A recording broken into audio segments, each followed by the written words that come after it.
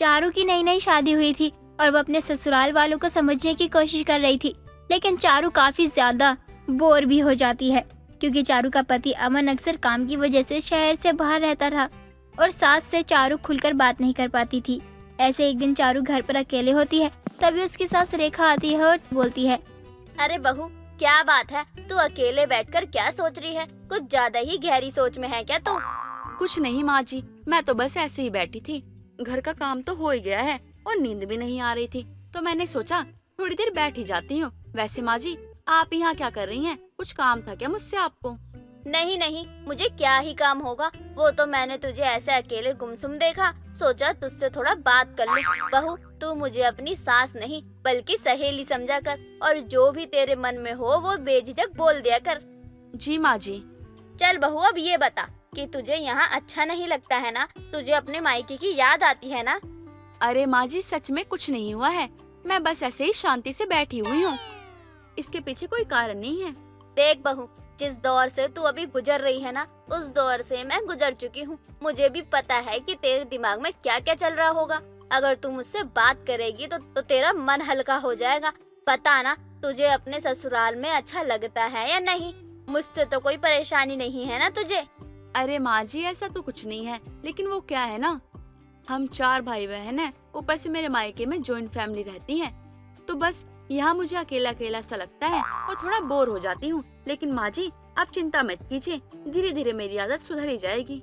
हाँ बहू, मैं समझ रही हूँ। इतने साल तू उस घर में रही है, वहाँ की तुझे आदत लग गई थी और फिर अचानक से यहाँ आना हो गया। वैसे ये तो हर लड़की के साथ ही होता है। लड़कियों को पता ही होता है कि वो मायके में जिंदगी भर के लिए नहीं है, इसलिए वो कहीं ना कहीं मन में ये सब बातें डाल कर ही रखती है।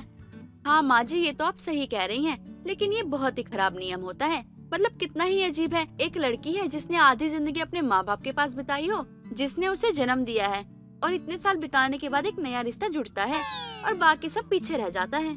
हाँ, ये बात हर लड़की सोचती है, लेकिन कुछ कर नहीं पाती है। अब करे भी तो क्या करे? समाज का नियम भी तो यही है ना कि बेटियां पराया धन होती हैं। मैं भी यहाँ दूसरे घर से आई थी और मेरी बेटी भी दूसरे घर गई है। जैसे तू दूसरे घर से अब अपने घर आई है, इसे हम बदल नहीं सकते हैं ना? चारू अपने दिल की बात बताती है, जिसे सुनकर रेखा को भी काफी ज्यादा बुरा लगता है और रेखा सारी बात अपनी बेटी को बताती है। ऐसे ही कई दिन निकल रहे थे। कुछ दिनों बाद रेखा की बेटी अंजू आती है। अंजू को देखकर रेखा और चारू दोनों ही बहुत खुश हो जाते हैं। अंजू अपनी माँ को गले लगाते हुए बोलती है, क्या बात है, मुझे लगा कि यहाँ सब लोग मुझे याद कर रहे हैं, तो मैंने सोचा मिल ही आ जाऊँ। अच्छा किया तू आ गई। वैसे 1-2 दिन के लिए तो नहीं आई ना? नहीं नहीं माँ, 1-2 दिन के लिए नहीं, बल्कि मैं तो पूरे 3 महीने के लिए आई हूँ। वो क्या है ना, मेरी सास और ससुर जी 4 धाम की यात्रा पर गए हैं और अक्षय जी भी अपने ऑफिस के काम से बाहर गए हैं, तो मैंने सोचा मायके हो आऊँ। अच्छा हुआ ननद जी। अरे अरे भाभी, आपकी ननद आई है, कुछ खाने पीने के लिए ले आओ, मुझे बहुत जोरों की भूख लगी है। रास्ते में तो कुछ भी नहीं खाया मैंने। अंजू की बात सुनकर चारू खाना बनाने चली जाती है। जब से चारू आई थी तब से ही घर में चहल पहल थी। चारू को भी काफी ज्यादा अच्छा लगता था। ऐसे ही कुछ दिनों बाद चारू के पेट में दर्द हो रहा था और वो आराम कर रही थी। हाय मेरा पेट, ये मुझे दस्त भी अभी लगने थे क्या? पहले इतनी बार बाथरूम जा चुकी हूँ, अब और पता नहीं कितनी बार जाना पड़ेगा। भगवान बस आराम दिला दो, बार बार बाथरूम नहीं जाना मुझे। चारू अपने कमरे में आराम कर रही थी, तभी वहाँ उसकी ननद आती है और चारू से कहती है, अरे भाभी, आप यहाँ हो? आपको मैं पूरे घर में ढूंढ रही हूँ, और आप यहाँ क्या कर रही हो? वो क्या है ना, मेरी थोड़ी। अरे वो सब छोड़ो, आज हम दोनों शॉपिंग के लिए चलते हैं। बहुत दिन हो गए हैं, मैंने अपने लिए कुछ लिया नहीं है, और अकेले जाने का तो मेरा मन बिल्कुल भी नहीं है, इसलिए चलो आप मेरे साथ चलो। आज दोनों ननद भाभी जाएंगी शॉपिंग के लिए और पूरी मार्केट खरीद लेंगे। नहीं ननद जी, मैं नहीं जा सकती। क्या भाभी, अब आप मुझसे भी झूठ बोलोगी क्या? मुझे कुछ नहीं सुनना, आप मेरे साथ चल रही हो, बस बात खत्म। अंजू अपनी भाभी की एक बात नहीं सुनती और उसे अपने साथ लेकर चली जाती है। लेकिन मार्केट में जाने के बाद फिर से चारू को पोटी आ जाती है और वो अपनी ननद से कहती है, ननद जी, मुझे वॉशरूम जाना है। भाभी, हम मार्केट आए हैं, आपको यहाँ कहाँ से वॉशरूम मिलेगा? थोड़ा रोक लो। मैं रोक नहीं सकती, मुझे पोटी आई है, दस्त लगे हुए हैं मुझे वॉशरूम जाना है। भाभी, आपको जब दस्त लगे हुए थे तो आपने मार्केट जाने के लिए हाँ क्यों की? ननद जी, मैंने तो कुछ कहा ही नहीं है। आपने कुछ बोलने का मौका ही नहीं दिया, बस खुद ही बोलती रही और फिर मुझे यहाँ ले आए। आपके बोलने की वजह से ना मैं कुछ बोल नहीं पाई। चारू की बात सुनकर अंजू चुप हो जाती है और मार्केट से ही दोनों वापस घर आ जाती है, जहाँ चारू वॉशरूम जाती है। ऐसे ही कई दिन निकल जाते हैं। चारू कई बार तो अपनी ननद से काफी ज्यादा परेशान हो चुकी थी, क्योंकि चारू की ननद बहुत ज्यादा बोलती थी। वो चारू को कुछ भी बोलने का मौका नहीं देती थी। ऐसे ही एक दिन अंजू अपनी भाभी के पास जाकर बोलती है, भाभी, मैंने आज सोचा है ना कि मैं आज सबके लिए ब्रेड सैंडविच बनाऊं। वैसे तो सैंडविच ब्रेड पर ही बनता है, लेकिन मैंने फोन में कुछ अलग तरीका देखा है। ब्रेड सैंडविच बनाऊंगी, और वो भी बिना ब्रेड के। लेकिन अभी कुछ मत बोलो, मुझे पता है नाम सुनकर ही आपके मुंह में पानी आ गया होगा, और अभी तो आपको खाने का मन भी कर रहा होगा। थोड़ा वेट तो करना ही पड़ेगा। लेकिन मेरी सुनो तो। अरे भाभी, सुनना सुनाना तो बाद में होगा। आप बस ये बताओ कि शिमला मिर्च, प्याज, टमाटर, खीरा, सूजी, दही, गाजर और मेयोनीज चीज कहाँ है? हाँ, ये सब तो है घर पर, लेकिन एक बार भी आपने मेरी बात नहीं सुनी। अरे आप एक बार मेरी बात तो सुन लो। भाभी, आपकी बात मैं बाद में सुनूंगी, और मैं अभी जा रही हूँ ये सब कट करने की तैयारी करने। अंजू फिर बोलकर वहाँ से रसोई में चली जाती है और ब्रेड सैंडविच बनाने की तैयारी में लगती है। कुछ देर बाद जब सारी तैयारियां हो जाती है तो अंजू गैस जलाती है, लेकिन गैस चालू ही नहीं होती। अंजू तुरंत अपनी भाभी को बुलाती है और अपनी भाभी से बोलती है, भाभी, ये गैस क्यों नहीं जल रही है? इतनी मेहनत से मैंने सारी तैयारी की है, अब गैस चालू कर रही हूँ तो गैस चालू ही नहीं हो रही है। इस गैस को क्या हुआ है? अरे मैं यही तो बता रही थी कि गैस की पाइप में ना दिक्कत आ रही है, लेकिन आपने तो मेरी पूरी बात ही नहीं सुनी और यहाँ आ गई। इसका मतलब अब मेरी पूरी मेहनत खराब हो गई। अरे और नहीं तो क्या, मेरी ज्यादा बोलने वाली ननद तो मेरी सुनती ही नहीं है, फिर बाद में यही होता है। कोई बात नहीं, जब गैस ठीक होगी जब बना लेना। चारू को बहुत हंसी आती है। 2 दिन बाद अब अंजू अपने ससुराल वापस चली जाती है। ससुराल जाने के बाद चारू को वो बहुत याद करती है। अरे ननद जी। अरे बहू, लगता है तुझे कुछ ज्यादा ही याद आ रही है अपनी ननद की। हाँ माँ जी, ननद जी की तो सच में याद आ रही है। ज्यादा बोलने वाली ननद मिली थी मुझे, कुछ दिनों के लिए वो आई थी और घर में रौनक लगी हुई थी। अब चारू की ननद अपने घर चली गई थी और चारू अपनी ज्यादा बोलने वाली ननद को याद करती रहती थी। सरला सुबह सुबह अपनी बहू को हॉल से आवाज लगाती है, बहू, आज चाय मिलेगी भी या नहीं? कब से तुझे आवाज लगा रही हूँ और तू है कि सुनने का नाम ही नहीं ले रही है। ये लो माँ जी चाय, मैं तो बना ही रही थी, लेकिन आपके बेटे ने जो आइटम घर में रखी है ना, वो आपकी 2 बार चाय पी गई। बहू, कभी कभी तो सोचती हूँ कि तू नहीं होती तो पता नहीं मेरा क्या ही होता। तेरे आने के बाद तो मैंने इतने दिन में एक काम भी नहीं किया। माँ जी, आखिर बहू बेटिया क्यों होती है? अपनी सास और अपनी माँ की सेवा करने के लिए। और मेरे होते हुए आपसे कोई काम करवा सकता है क्या? कोमल को काम करने की आदत थी, लेकिन कोमल का पति रोहित, जिसने कुछ ही दिनों पहले अपनी पसंद से दूसरी शादी कर ली थी, अब कोमल की सोतन पूजा घर का एक काम नहीं करती थी। अरे मेरी तो कमर टूट गई बहू। अरे मेरी कमर, किसने यहाँ पानी गिराया था? अरे माँ जी, आप कैसे गिरी? आप ठीक तो हो ना? उठिए और यहाँ सोफे पर बैठिए, मैं इसे साफ कर देती हूँ। अरे सासू माँ, आप गिर गई थी क्या? बंद कर अपनी ये बत्तीसी दिखाना और मुझे बता, ये तूने ही गिराया है ना? हाँ माँ जी, मुझसे ही गलती से पानी गिर गया था, लेकिन मुझे पता नहीं था कि इस पानी पर आप गिर जाएंगी। मैं इस चिकनी चमेली को छोड़ूंगी नहीं बहू। तेरा काम हो जाए, मेरी कमर में सेक लगा दे। हाँ कोमल, सासू मॉम को इसकी बहुत ज्यादा जरूरत है। अच्छा तुम काम करो, मुझे तो बहुत नींद आ रही है। बहू, तूने देखा ना, इसने जानबूझकर पानी गिराकर मुझे मारने की कोशिश की है।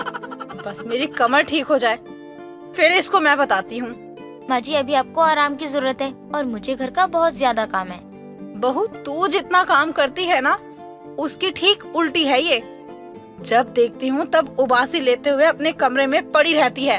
अब कोमल तो पूरे दिन घर की साफ सफाई और इधर उधर के कामों में लगी रहती है, लेकिन सरला के कमर में चोट लगने के बाद कोमल का काम और बढ़ गया था। अब देर शाम सरला के घर विमला का आना होता है। क्या बात है सरला, इस समय सो रही है? तेरे ही मौज है, तेरी बहू है ही ऐसी जो तुझे काम करने ही नहीं देती। अरे मुझे बहू तो काम काजी मिली है, लेकिन उसकी सौतन जो आई है वो बहुत आलसी है। और वो उसका काम भी बढ़ा देती है। तो सरला, तू तो सास है, उसकी भी और इसकी भी।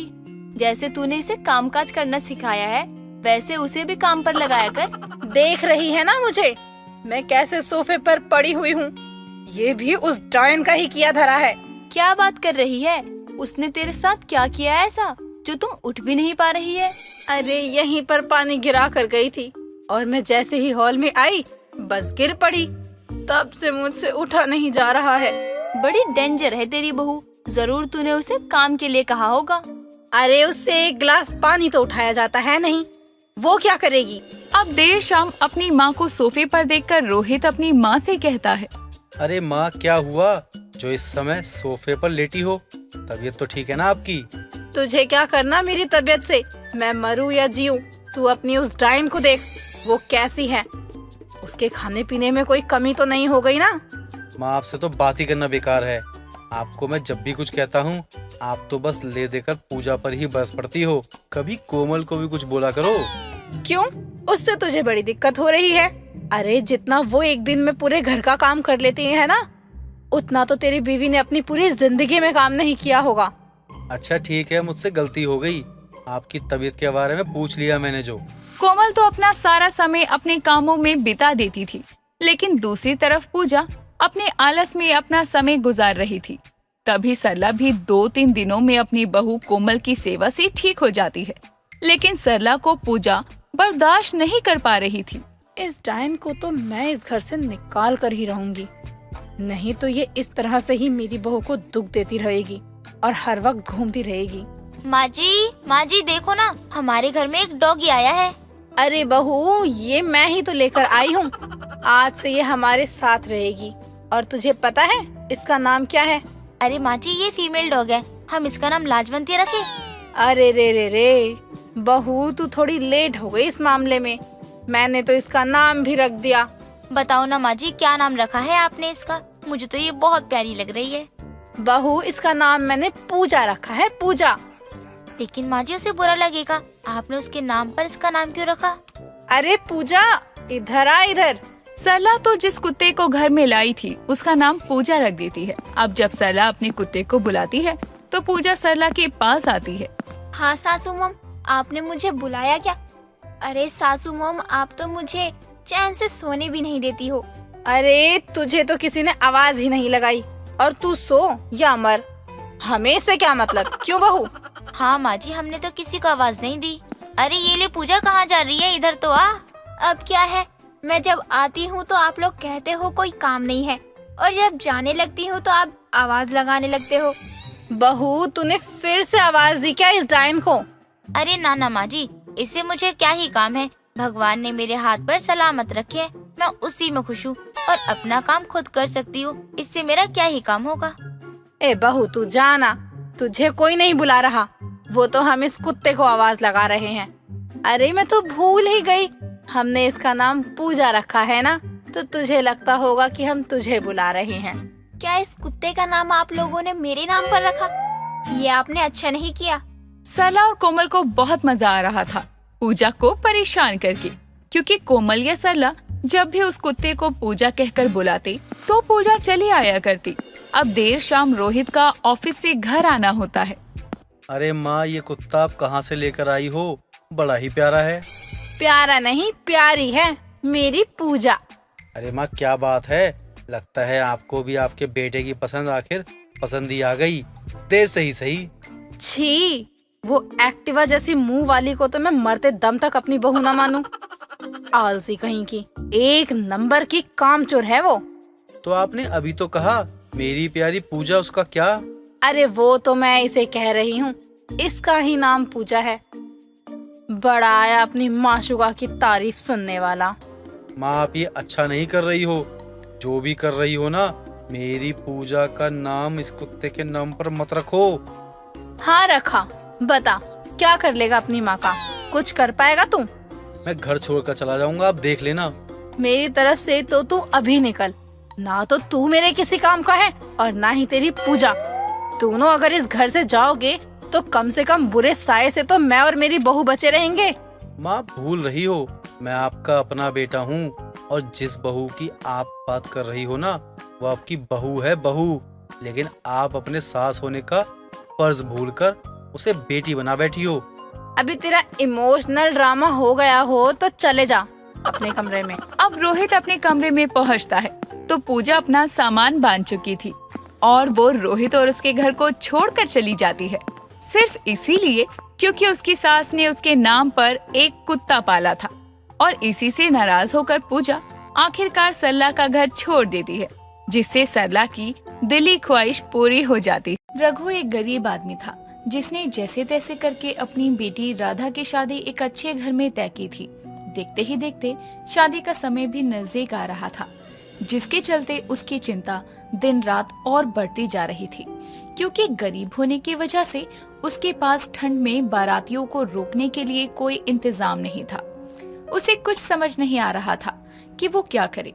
एक रोज वो अपने घर के आंगन में पड़ी चारपाई पर बैठकर ये सब सोच रहा था कि तभी उसकी पत्नी गोपी वहाँ आती है और उसके कंधे पर हाथ रखते हुए कहती है, क्या बात है जी, आप बड़े ही परेशान दिखाई दे रहे हैं, क्या सोच रहे हैं?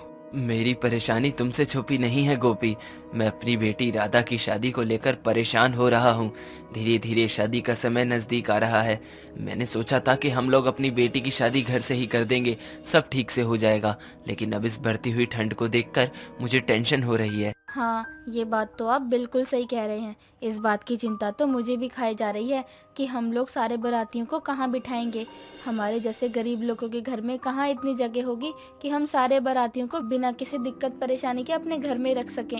हाँ, वही तो मैं भी सोच रहा हूँ कि अब क्या करूँ, क्योंकि लड़के वालों की सिर्फ एक ही डिमांड है कि उनके बारातियों की खातिरदारी में कोई कमी नहीं होनी चाहिए, वरना वो लोग शादी नहीं करेंगे। आप ऐसा मत सोचिए, ऐसा कुछ नहीं होगा, सब ठीक हो जाएगा, भगवान पर भरोसा रखिए। हम गरीब लोगों का सहारा ही ऊपर वाला है, और है कौन। जैसे तैसे शादी तय हो गई है मेरी बेटी की, वैसे ही बिना किसी परेशानी के भी हो जाए तो समझो मेरा सबसे बड़ा काम खत्म हो जाएगा। फिर भी हमें कुछ न कुछ करना ही पड़ेगा, क्योंकि दिन पर दिन ठंड का मौसम और बढ़ रहा है कम होने की जगह। तो आप एक काम क्यों नहीं करते, एक बार अपनी भाभी जानकी के पास जाकर थोड़ी जगह को लेकर बात कर लीजिए, जहां हम बारातियों को ठहरा सकें। मेरे मन में भी यही ख्याल आ रहा था, लेकिन क्या वो हमारी मदद करेंगी? वो तो हमारी तरह गरीब भी नहीं है, उनके पास तो पैसा और जगह सब कुछ है। वो चाहे तो हमारी सारी परेशानी 1 मिनट में खत्म कर सकती हैं। एक काम करता हूँ, मैं भाभी से मिलकर ही आता हूँ। रघु इतना कहकर अपनी भाभी जानकी के घर जाता है, जहाँ पहुंचकर वो देखता है कि उसकी भाभी हॉल में बैठकर चाय पी रही है।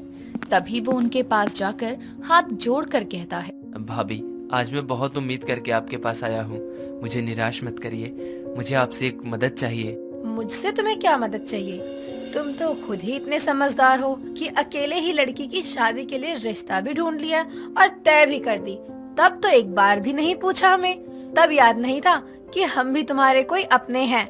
आज अचानक याद आ गई कि हम लोग तुम्हारे अपने हैं। अरे इतना घमंड किस चीज का है तुम्हें? भाभी, मुझ गरीब के पास क्या है घमंड दिखाने के लिए? और ऐसा मत बोलिए कि हमने आपको बुलाया नहीं। मैंने गोपी को भेजा था जिस दिन लड़के वाले रिश्ता पक्का करने के लिए आने वाले थे, लेकिन आपने ही आने से मना कर दिया। हाँ तो सही बात है ना, जिस दिन आने वाले थे उसी दिन क्यों बुलाया? तुम्हारे भैया के जाने के बाद बड़े में मैं ही थी, लेकिन तुमने मुझे जरूरी नहीं समझा, तभी तो नहीं बुलाया ना पहले, और अब मुंह उठाकर मदद मांगने आ गए यहाँ। भाभी, आपको जो सुनाना है आप सुना लीजिए, लेकिन मेरी मदद कर दीजिए।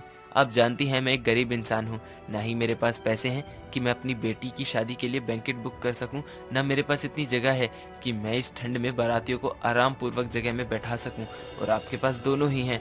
अगर आप मेरी मदद कर देंगी तो इस ठंड में गरीब के घर की शादी बिना किसी रुकावट के निपट जाएगी। मैंने यहाँ खैरातियों की मदद के लिए कोई धर्मशाला नहीं खोला जो सबकी मदद करती फिरूं। तुमने अपनी बेटी की शादी अपनी मर्जी से तय करी है, और उसे पूरा कैसे करना है ये तुम ही जानो। अब तुम यहाँ से जा सकते हो। जानकी और रघु की सारी बातें दरवाजे पर खड़ी उसकी बेटी राधा सुन रही थी, जिसे सुनकर वो गुस्से में अंदर आकर कहती है, ताई जी, आपसे उम्मीद ही यही थी कि आप ऐसा ही कुछ करेंगी। अपने इस पैसे के घमंड में पहले ताऊ जी को खो दिया आपने, अब लोगों की खुशियाँ खाने में लगी हुई हैं आप। ए लड़की, जुबान संभाल कर बात कर मुझसे। तेरे बाप ने तुझे तमीज नहीं सिखाई क्या कि बड़ों से कैसे बात करनी है? माफ करिए भाभी, गलती हो गई इससे। और तू यहाँ कैसे आई? पिताजी, मैंने आपकी और माँ की सारी बातें सुन ली थी, इसलिए मैं आपका पीछा करते हुए आपके पीछे पीछे आ गई। ये देखने के लिए कि ताई जी क्या कहती हैं। लेकिन मैं तो भूल ही गई थी कि कुत्ते की दुम सीधी हो सकती है, लेकिन ताई जी का स्वभाव नहीं। चलिए आप यहाँ से चलिए। और रही बात शादी की, तो आप चिंता मत करिए, जिसने जोड़ी बनाई है, मिलवाई है, वो शादी भी करवा देगा। आपको किसी के आगे हाथ फैलाने की जरूरत नहीं है। राधा इतना कहकर अपने पिता का हाथ पकड़कर अपने घर लेकर चली जाती है। ऐसे ही समय बीतता है। समय के साथ शादी की तारीख और पास आती है। जैसे तैसे करके ठंड में शादी की बाकी रस्में पूरी होती है। फिर चाहे वो रस्म हल्दी की हो या मेहंदी की। ऐसे ही थोड़ा समय और बीतता है और रघु ठंड में बारातियों को ठहराने के जगह को लेकर परेशान हो रहा था। देखते ही देखते शादी का दिन आ जाता है और सभी बाराती दूल्हे के साथ रघु के घर बारात लेकर पहुंच जाते हैं। तभी लड़की की मां कल्याणी रघु के छोटे से घर को देखकर कहती है, क्या बात है रघु जी, शादी की बाकी रस्मों की तरह क्या अब शादी भी घर से ही करेंगे? देखिए अभी हमारे और भी बाराती आने वाले हैं, आपको अपना वादा याद तो है ना? जी मुझे सब याद है। वो क्या है ना कि हमारे यहाँ शादी घर से ही होती है। बाकी अभी के लिए आप लोग बैठिए, मैं आप लोगों के लिए चाय कॉफी भिजवाता हूँ और बारातियों का इंतजाम भी देख कर आता हूँ। रघु इतना कहकर सभी लोगों को घर में बैठाकर बाहर चला जाता है। तभी उसकी पत्नी गोपी भी वहाँ उसके पीछे जाती है और कहती है, अब आप क्या करेंगे? जगह का इंतजाम तो हो ही नहीं पाया, जिज्जी ने मना कर दिया और आपका कोई ऐसा दोस्त भी नहीं है जो टाइम पर आपकी मदद कर सके। अब समधन जी से क्या कहेंगे कि हम लोग एक वादा भी पूरा नहीं कर पाए। इस ठंड में इतने सारे बारातियों को कहाँ बिठाएंगे? मुझे आखिर तक उम्मीद थी कि शायद भाभी मदद कर दें हमारी, लेकिन उन्होंने तो सच में धोखा दे दिया। मेरे हालातों के बारे में जानने के बाद भी ऐसा परिवार होने का क्या फायदा। चलो पहले इनके खाने पीने का देखते हैं, बाकी बाद में देखेंगे। रघु और गोपी इतना कहकर जैसे ही पीछे मुड़ते हैं, सामने अपनी समधन कल्याणी को देखकर घबरा जाते हैं। तभी कल्याणी गुस्से में कहती है, मुझे ये सब आप जैसे गरीब लोगों से रिश्ता जोड़ने से पहले ही सोच लेना चाहिए था।